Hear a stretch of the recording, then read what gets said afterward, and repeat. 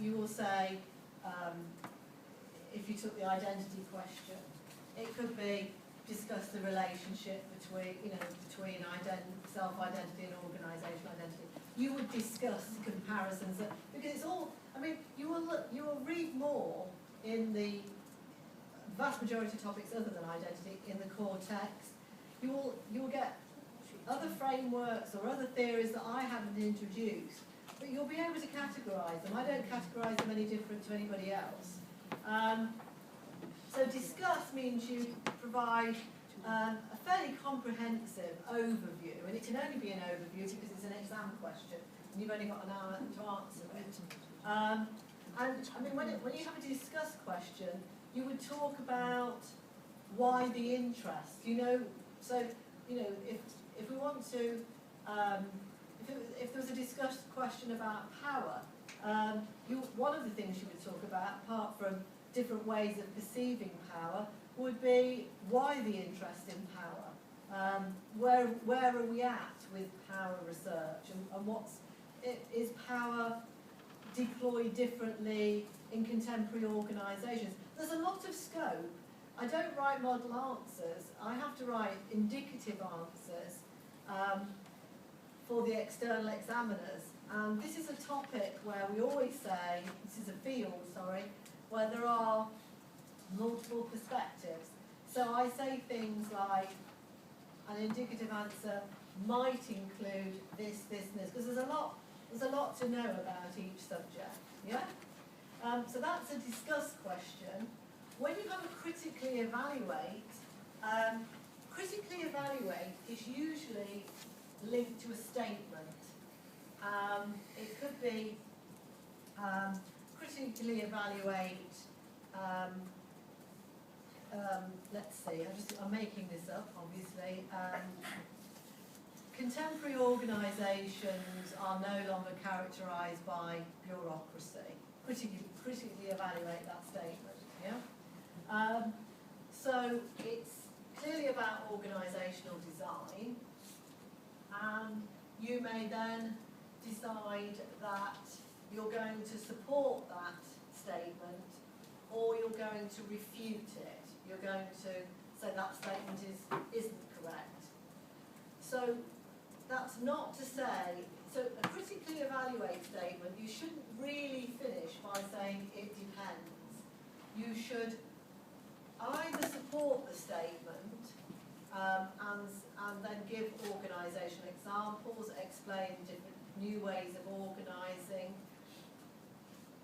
That's not to say you wouldn't say, you might temper what you say by saying in some sectors there's still considerable evidence of bureaucracy being alive and well. For example, you might take the fast food sector. You might say it's a very bureaucratic sector. I don't know.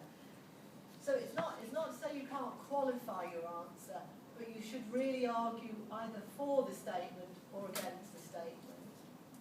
So that's the difference between a discuss and a critically evaluate statement. And that's why I say it's important to revise at least 3 topics, so that you might feel more comfortable, because you don't know what the statement's going to be really. Does somebody else have a question here? I think I've got it, sorry. Okay. Would questions be asked in a way that we have the chance to answer in a more brighter sense, or say this is maybe in the introduction part, as we sometimes can also do in an essay, and I know from my previous exams that you could have the chance, the question is asked in a way that you could either answer in a broader way, or you introduce the topic, and within your introduction part you would say this is the topic and explain it, and then say, and in the following I will focus on that. Yes. That's what I agree with you. You are expected to focus in, and there is a choice there about what you focus in on. That's why I say I give indicative answers, not model answers. So there's an awful lot. There's an awful lot written about everything. There's an awful lot written about organisational design, about team working, about power. So you will have a choice. as I say, what I think is quite important is if the question specifically asks you to use organisational examples, then it's expecting you to draw quite heavily on them in answering the question. If it doesn't say that, please use them briefly, just to illustrate certain things, yes? And always remember that if, and some people sometimes say to me, can we use examples from other modules? You can. Say a question said, use organisational examples. If you wanted to draw upon one from another module, as long as you could provide an in-depth, because I might not know it, but if you could provide an in-depth answer using that example, all well and good, as long as you think it's going to convince me. Yeah? If you're using illustrative organisational examples, you might talk about, you'll probably draw quite heavily on well-known organisations, you know, and argue something. And I can accept that. I can give you marks for that. Do you see what I mean? So you can draw more broadly, but try and avoid drawing too heavily on things specifically outside of this module. You remembered your question? Yeah. Will there be like extra paper, like which is not given to you? I just mean like if I want to just think about what I want to put in my essay. You can ask for as many books as you want, and you can have it as it would just be if you want to do real rough work, you just score all the way through it. It tells you on the front of the exam paper. So you will only be given exam books to write in, like a book of paper. But if you really don't want me to take any notice of it, you just scribble all the way through it. What do you mean, like right in the back, or? Well, you could write it in the back, yeah. I mean, I'm not going to look at everything, but, you know, or just write rough work on it, and I won't have a look. Yeah, and according to the previous question, and you answered that we can look at the other module, so is it fine if we're going to stick to the knowledge and innovation manual? So, Yes, example, you because will. there's loads of Yes, yeah, there's lots of, so it's going to be fine. yes, absolutely, yeah. What else to say? Yes, I didn't sort of finish saying about length. There are no lengths, and I appreciate it's not a silly question, because I've seen people write two sides, and their writing happens to be very small and very neat, and they have written a very good answer. And I've seen people write, you know, I couldn't even begin to tell you what an average was, because people's handwriting is different. But I've seen people write 5 or 6 pages, and they've got 25%, because they just haven't really known what they're writing about. And I mean, we work incredibly hard at reading people's handwriting. Nobody, it will say, I mean, we have to be able to read it. If I can't read it, I can't give marks. And it says on the front of the answer sheet booklets that you will be penalised. But you're only penalised if I can't read it. If I can read it, you know, I'm not looking for perfect English. It's a different form of assessment, fairly barbaric form of assessment. But there you go. We've all been through it.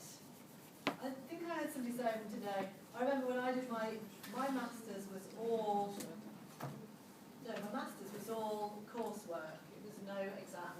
But when I did my final exam as an undergraduate, I said to myself, I am never going to put myself through this again. It is horrible. It really is horrible going into exams. And you do have my sympathy.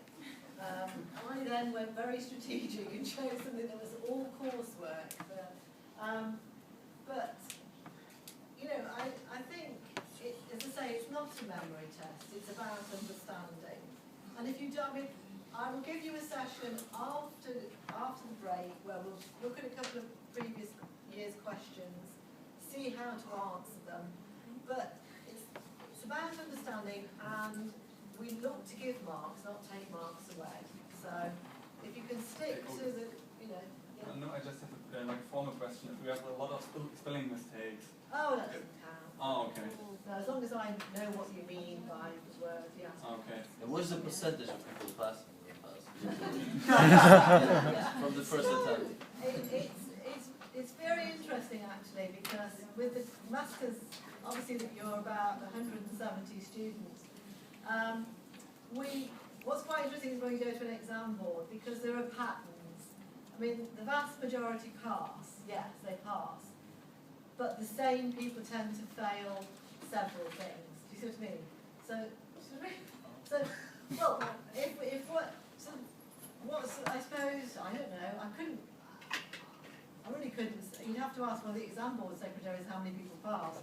But I mean, it's a small minority don't pass, but when they don't pass, they've probably failed several modules. You know what I mean? They're better than everything. Yeah. And the patterns are obvious. You know, if people do well, they tend to do well throughout. The other thing I was going to say is, if I've talked to you today, I'll see you on Wednesday, then I see you on the 23rd. But if you do have revision questions, you just email me and I'll answer them. I'm good at answering my email. And would you advise to have a look at the past exam papers?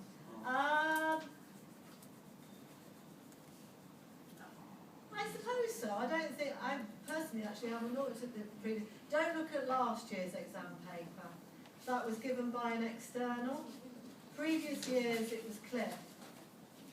So I'm fairly confident I know what Cliff would ask on an exam paper. But last year it was somebody who wasn't from QM, and I'm really not sure what he taught. So I'm not sure whether I haven't looked at the paper, but he might have looked at previous years and kept it along. The external examiner should check that there is consistency around it. So those papers by your husband, Yeah. those are that we are supposed to look at. Not Yes, I'll previous probably year. look at his for a couple of questions to practice, you know. But he usually asks questions like, is money a motivator? And tell me everything you know about leadership. No, he doesn't say that, you see. He probably, yeah. So, I mean, I've made it very clear. One thing, I mean, be aware, there are always different perspectives on all of the topics we've covered. Team working is good, team working is bad. Cultures can be strong, cultures can be resisted. You know, there's always differences. And as long as you sort of make sense of that. Some people who are much more numerically orientated find this subject quite hard because there isn't one right answer. But it's just about demonstrating your understanding. Yeah. Yes. Are we going to find out the exam location from Lorna or directly through you? Oh, haven't you given you the exam location? I don't think so. Alright. I can't remember where it is. I've got the exam location. You'll have to ask for Lorna. I have to turn up for the first 20 minutes in case you think you don't understand the question. Can't remember. One of them is in the Octagon, which is in the main. But there aren't any off-site, because sometimes they're off-site, which is a bit confusing for me and for you. But no, the two masters one's in the Octagon. I don't know where the other one is, but it's on this campus somewhere. So you're not going to be there, right? I will be there. I have to be there for the. I have to be on the end of the phone, but I think the days that I'm there for about the first 20 minutes. I don't invigilate. I just smile at you and hope there's no spelling mistakes or something. It must be much worse if it's a mathematical question and a big error is found in it. I'm just there to I give them all the scripts. I look forward to seeing you all at graduation next winter. Oh, okay. Because I'm not supervising education in the summer. I think I'm second marking this year. I've got the person who's marking, you don't know the person who's marking your essay. on second marking. She's off campus, but she's very good. I marked 6 of your pieces. I don't know whose.